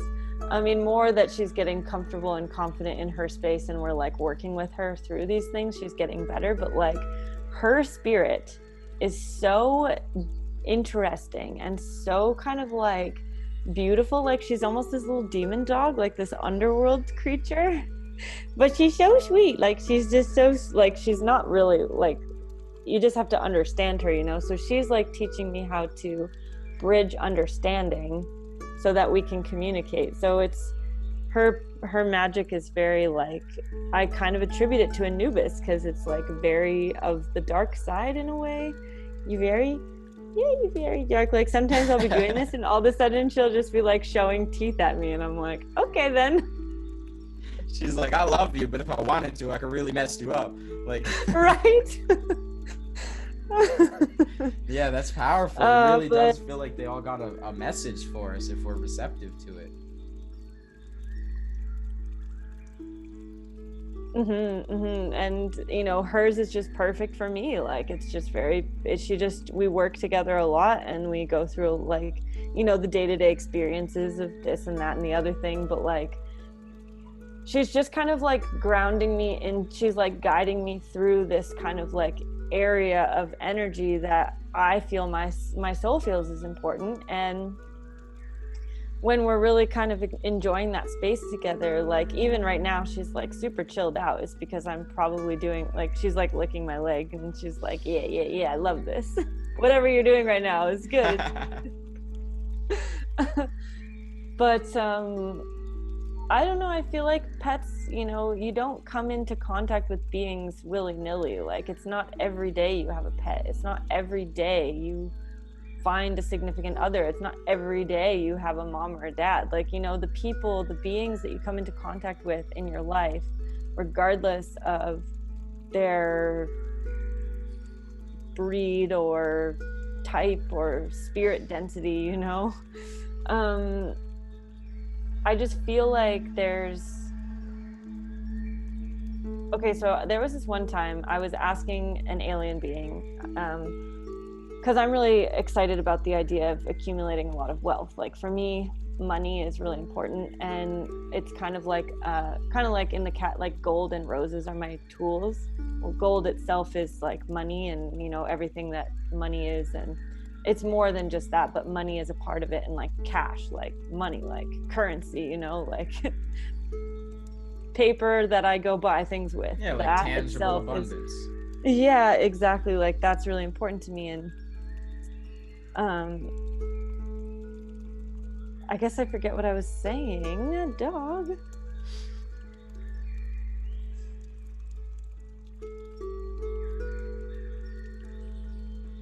If it's meant to if you're meant to remember, you'll remember. I am. Because it has to do with relationships. And so I was asking an alien being, where is my wealth? Like, where is my wealth and how do I get to it? And like, don't I have some sort of like cosmic stash of gold somewhere? Because I know I've been alive for a really long time. Like, where's my bank account, bro? And he was like, yes, you have it. It is there, but it's just different than what you think. It's actually the relationships that you've created with other beings throughout your journey. So, oh, snap. I know, because he was like, think about it. Anything that you want, be it a house, a car, a flight to the moon, whatever you want. Just having the connections. Can tap into the connections. That's where the value is. So when you kind of were asking me what I think about pets, it's kind of like roundabout, long story short. I think that there is like value in the connection that you have with them, and there's like a reason that you have come together. So that's such a powerful realization to see that to tap into how many connections you have with so many beings from all of your lives, of all exactly like you said, no matter what density, no matter what race, no matter what species, no matter what anything, like there's lives that we could have had 600 million years ago on other star systems with beings that don't even resemble mammals to any extent. And like, when you get into your astral state, you could just be like, hey, yo, Glarb, you still got that spaceship we used to like ride around in or something like that. It really is like that. And honestly, like what was coming to me while you were saying that is one of the most powerful things that have allowed me to gain, like, one, the resources, and two, just like be able to manifest, like pursuing my purpose, I guess you could say, my passions, my life purpose, to the extent of like, say, traveling and spreading it and reaching wider audiences and hosting gatherings and all these types of things. Like, at this point in my life now, I've been like dedicated towards like, this for like, I would say a solid, like, I've been doing it for a while, but solid like the past 2 years, I've really dedicated all of my energy and awareness and love into creating the music, creating the gatherings, going and traveling and like podcasts like this and create content and clothes, all types of things. And it really a big shift happened when I stopped just sitting in my room on my computer all the time. And like, obviously still doing that because that's where a lot of my content gets created. Someone's got to do the video editing and the picture editing, but like going out and networking and making connections and interacting with different perspectives and getting different vantage points and receiving more was another big thing. Was like all these different connections you make with different beings have their own, like we said, like unique message, unique perspective of reality. So you can both have the same truth, but you're going to have different perspectives of the truth, and that's going to widen the spectrum of your understanding just by seeing it from a wider perspective. Even if you're seeing the same thing, just seeing it from a wider perspective is slowly expanding your consciousness to refine your spirit. And when you can really see every interaction like that, it really makes you want to just receive, you know, what is this person saying? Like an example of mine was kind of like when this COVID hit, right? I had a friend of mine who was kind of, you know, I had my perspective of like, you know, the whole situation and what spirit has kind of told me through meditations. I never did any research on any research. Like people would call me uninformed. You know, I just trusted my spirit to tell me what I needed to know. And I gathered my perspective. And then I talked to another friend of mine who would be on a high level of consciousness, typically speaking, saw things from a very high perspective. And they straight up said like a perspective that completely went against everything that I intuited was the true nature of this whole pandemic or whatever. And rather than like what I would have probably done like 2 years ago, it would have been like, you know, oh, I see your perspective, but here's my perspective in case you know what I'm saying, because I felt like it was right. I literally just like elaborate further, you know what I'm saying? Like just elaborate further. That goes back to what we were saying about like good and bad. Any concepts of duality don't exist. So that even goes with right and wrong. Me perceiving my perspective of reality of like, you know, this is the true nature of or at least my perspective of the nature of the pandemic as being right, and everything else is kind of like distorted from that. Rather than seeing right and like their perspective's wrong, it's more like I have this perspective, they have this perspective, there is no right and wrong. Let me widen my perspective to see a fuller scope of truth by hearing it from their expression. And like you can learn infinitely like that. For sure, which brings right back around to infinity and like the fact that everything does exist. So at least I believe it does. That's a basis for my understanding of reality. It's just, how do you feel about what it is that you're perceiving about the situation? And so like, yes, you don't want to have your head in the sand, but on the other side, it's kind of like, well, how do I really feel about this? What is my intuition telling me? If I really allow myself to feel into what the true message of this is for me personally, it doesn't have to do with anyone else, but like just for me, my own journey, what is the message of COVID? You know, like what is the purpose of coronavirus? Like, why is this happening? And then if you, like for me, I'll use my good feeling and my intuition to kind of like guide me to an understanding that makes me feel good. And if I land somewhere that makes me feel good, obviously, like I said, I don't want to have my head in the sand. So like, of course it's terrible. People dying is terrible no matter how you slice it, no matter what is happening, whether it's a respiratory virus or war or anything. But like, what do I get? What is it that I'm supposed to, what is the message in this for me? What is my understanding of this? If it doesn't feel good, then I don't think I've landed on what the message is for me. I don't think I understand properly yet. I need to go back and ask more questions. That just means there's more to understand. Exactly. Yeah, exactly. Like when you see it like that, and that goes with everything. I love how you kind of like broke that down. You can really just always just kind of like, that goes even back into what we're saying about intention. You know, it's so powerful to realize that you truly do have access to this infinite well of information, should you choose to allow yourself to be open to it. Because I'm sure you're familiar with, like, you know, a lot of these higher dimensional entities especially will kind of communicate the information of like free will and the first law of distortion, or whatever the case may be. And like, they won't interfere with the free will of a developing consciousness. So therefore, if you don't give consent towards receiving this energy, they can send it to you all day long, but your energy funnel is closed. So it just takes a matter of like sitting in a state of stillness. And the reason why stillness is even important is because if you're going to transmit an intention of like a question that you want to gain from what you want to call it, one of the alien races, your spirit guides, your angels, your higher self, don't matter. Higher dimensional energies coming into you to guide you. If you want to send that transmission, you don't want to send a whole bunch of distorted signal. Like imagine your pineal gland as being like the antenna to transmit, and your heart center as being like the receiver to receive the answer, you know? So focusing on your third eye to kind of transmit that, and you just want to transmit that. If you transmit, oh, what's the purpose of COVID virus or whatever the case may be, but also like, oh, I wonder what I'm going to eat for breakfast later. Like, oh, that song that I'm listening to in my head is really good. Like, you know what I'm saying? Like, they're going to be like, what do you want me to answer over here? You want to know what to eat for breakfast, or do you want to know what the purpose is of this freaking virus? Like, you got to really tap into a state of stillness just for the purpose of like getting a clear message across, rather than sending mixed signals where you'll get mixed responses.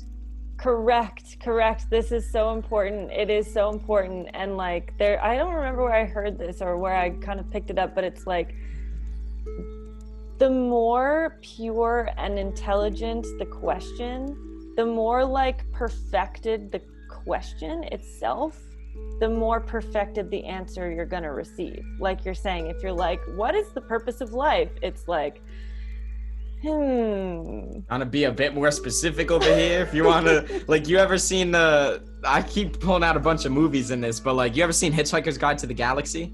Yeah. Yo, you see that movie where the scene where they ask the giant robot, like, what's the meaning of life and existence and all of it? And they're like, all right, the supercomputer is like, all right, that's a tricky one. Give me like, I don't know, like it said like 300 million years or something. And then like come back. And then these beings live for 300 million years. They got like black holes as eyes at this point, and they come back and it's like this whole celebration. And then they're like, basically you need to ask a better question to get the actual answer. After 3 million years. Yeah. It's really how it be, yo. It really is how it be. And if you really on what you want. Totally. And if you want to astral travel, you can just shoot yourself out into an abyss somewhere. Or if you want to go somewhere, you know, you can start simple. Like if you don't really know where you want to go, you can just be like, you can start with what you know, get information, and then keep going. Like that's the whole journey. You know, like you can even use memories as a template. You can even use like memories as a template. Say like you want to go to like an old house of yours, and then you kind of like astral travel to an old house, because you can astral travel and be in like kind of like a replication of like the physical realm. So like that's how people can like remote viewing. Like they'll they'll like you already know. So continue. Sorry to cut you off. I forgot about remote viewing, but it's like it's all like the same tool. It's so interesting to me. Like I love it so much because it's just so, I love taking off the restrictions of what it needs to look like and making it mostly about like, how do you perfect your own ability to use the tools, and like, how do you use your own tools? And I think that these are like the basic things, like, okay, your imagination or whatever your form of communication is, how refined is your question? How strong is your intention, and how dedicated are you to following your good feeling? And that's a big one, the dedication.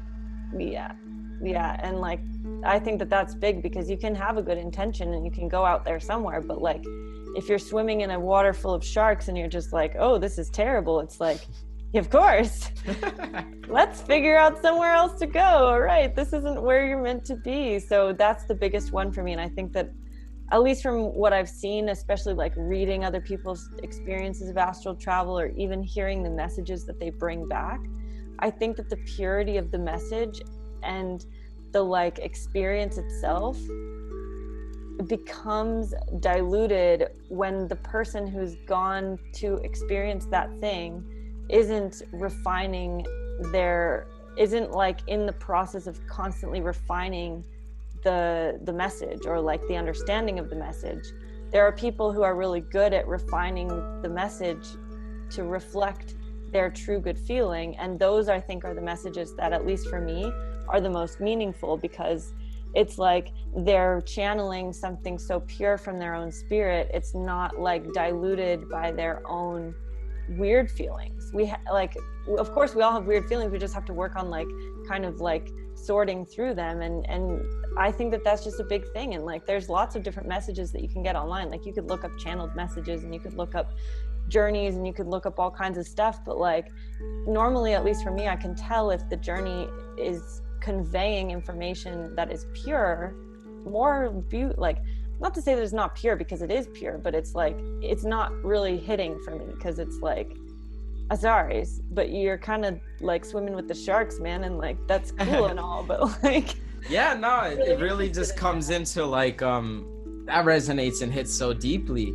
And like, the way that I would kind of frame that would be like, the reason why, when you're coming from a pure, good feeling place, when you're interpreting certain realms of information, and it would be feeling more pure and less distorted, is because being distorted from the true well of information is really just a frame of reference of how aligned you are with source itself. When you are feeling good, you are in a vibration that is in more alignment with your true nature. When any negative feeling, any unpleasant sensation, anything is just a byproduct of disalignment with source. It can all be categorized as that. So your amount of experiencing pleasure is corresponding to your amount of alignment with source, and that's going to correspond to how, you know, if you're coming from source interpreting something, it's going to be less distorted. And if you're in disharmony with source, it's going to be more distorted. And this comes into like the saying, like, it takes the wise to interpret the wisdom. Like, that's why astrologers could be such a misconception. You know what I'm saying? You can have the knowledge of the stars and how their energies influence you based upon your karmic backgrounds and all these types of things. And you can know, like, you know, logistically, like, Saturn does this, Venus does that, this does that. But at the end of the day, it's not black and white information that applies to everyone. It's actually like a fluid information that's a reference for the true nature of things. And it's not like set in stone. It's not like, oh, because you have these celestial alignments, you are this. You're a Taurus, you're stubborn for your whole life. It's like, no, it's like, it's a context that can influence things. And that's why it takes somebody of wisdom to somebody that is wise to interpret the wisdom. So it's basically meaning a person that's wise is in alignment with the true nature of themselves, in alignment and having knowledge of self, so in alignment with the source, rather than someone who's more ignorant and naive and arrogant, even potentially being in disalignment with source, taking the same realm of information, they could both read the same thing, but one is going to have a distorted expression of it because of their relationship with their true nature. Yes. And that's why, this is why I bring it up in this conversation about astral travel, is because I think that, like, for me, if anybody really wanted to know what I think about astral traveling and how to do it well, that's it. That is it. That's like, that's the whole point. That's the whole thing. It's like, I seriously cannot stress it enough, but like, if you're not in like the unicorn mentality, sorry. It's, you just align what you place your awareness onto. That's all it is. Abraham Hicks would totally agree. You know, she always talks about being in the vortex. Oh yeah. It's literally, that's what it is. It is. What you place in your vortex is just gonna manifest. It's that simple. Oh, Abraham man. Hicks is one of my favorite channelers coming across, man, because she's so fluid. It's like a human talking straight up. Like, you can't even really tell that the information is coming from higher realms unless you really are like tapped into the energy of it. That's what really got me. And then it starts hitting and you're like, oh my god. Oh my god. And the articulation paired with the energy behind it, and like the rapid fire source coming through this vessel right now just hits you with like, you know, I truly, like, genuinely attribute like Abraham Hicks to a large influence as to what allowed me to kind of step into financial freedom and like my own independence financially. Like, she, listening to her videos when I was like similarly working at a vegan restaurant, working 12-hour shifts to get this rent paid and stuff like that, I'd bump on, you know, I was blessed to be able to come in the morning, and, you know, I basically ran the shop at Keys and everything. First hour and a half, I'm chopping up the vegetables. I'm bumping Abraham Hicks videos on the, you know, an hour and a half. Each Abraham Hicks video is like 15 minutes. I would listen to like 6 of them motherfuckers. And I then love just, like, Abraham Hicks with my coffee. It's just a good way to start the day. Exactly. It really gets you into the vibrational vortex in alignment with how you want your day to go.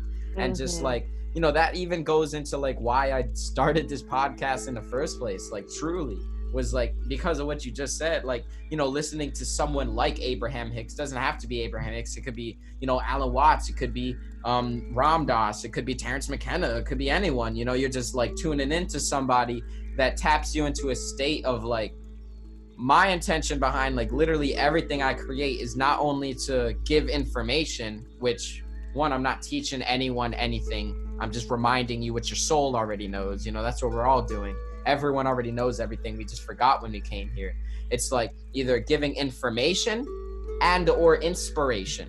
And the inspiration can sometimes be even more powerful than the information, because like I distinguish information as like intrinsic or internal navigation, or I mean intrinsic like driving force, rather than motivation that's like external driving force.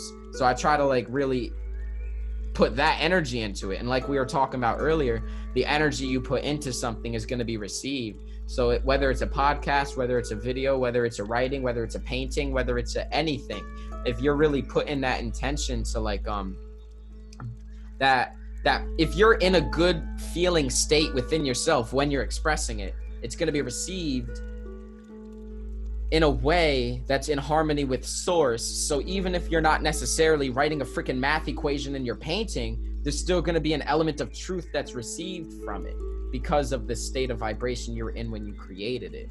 And that's why I feel like, you know, it's such the time now for people to really step into their like expression of creativity that all of us have within us in our own unique ways, to kind of like inspire and fuel each other to ignite that flame of passion within each other, and kind of like bring each other back home, back to source and stuff like that.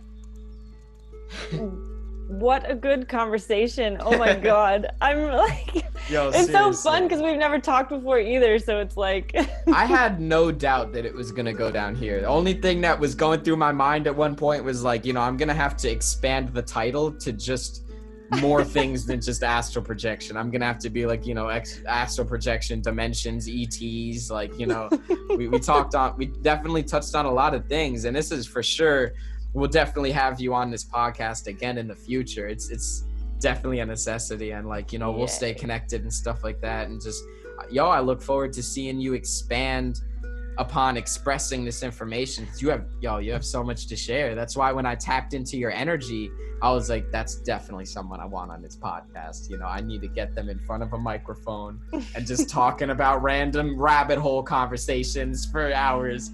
And yeah, it was good. It was good for me too, because I just really haven't been doing much sharing. I've been doing a lot of creating. I've been doing a lot of writing and like just like stream of consciousness writing, and like creating a lot of like, been creating a deck of cards. I've created several decks of cards actually that I want to do something with. So I've been kind of doing stuff, but I haven't been like sharing it. But this felt really good, and I really appreciate the space to like talk and just. Absolutely. It felt like a blessing, yeah. Absolutely, it's mutual, and I'm sure everyone tuning in could feel the same. Like, definitely, it was a very authentic expression on both ends. That just like I can only imagine that people are just gonna benefit off of it. So like, oh yeah, definitely. Like I when I make things like this, I kind of feel how it's received before I even finish it, and like people are really open to this stuff, man. So much more open than you would think. Like, and it's just whenever you really put that intention out, it's like you put the light there, beings are going to come towards the light, no matter what your following is or what the practicalities with statistics and numbers. Like, if you put it out there with strong enough intention and purity, it's going to find the person it's meant to find. So I really thank you for being a part of this co-creation, to allow people to receive this inspiration and information to guide them along their journey, and definitely look forward to connecting in the future. Yes, you too. Thank Absolute you. gratitude. So much love, y'all. Thank you for tuning in, and we'll see y'all for Akashic Knowledge podcast number 11. Much love, y'all.